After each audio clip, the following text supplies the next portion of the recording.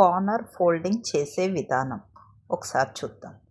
మూలని మనం double folding చేసి దాన్ని కొద్దిగా సమోసారా ఒక 1 ఇంచ్ సమోసారా ఫోల్డ్ చేసి కొద్దిగా వదిలి మనం ఒక లైన్ అనేది వేయాలి. వేసాక ఆ లైన్ అనేది స్టిచ్ చేయాలి. స్టిచ్ చేశాక ఆ ఎక్స్ట్రాలన్నీ కట్ చేసేయాలి. కట్ చేశాక మనము లోపల తిప్పేసుకోవాలి. తిప్పేసుకున్నాక మనకి కార్నర్ అనేది ఇలా కనపడుతుంది. ఇందాక ఏదైతే మనం కొద్దిగా వదిలామో అది లోపలికి ఫోల్డ్ చేసుకొని కుట్టుకోవాలి.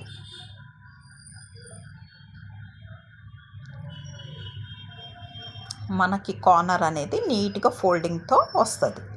మీకు ఈ వీడియో కానీ నచ్చితే లైక్ చేయండి. ఏమన్నా డౌట్ ఉంటే కామెంట్ రూపంలో చెప్పండి. Thank you.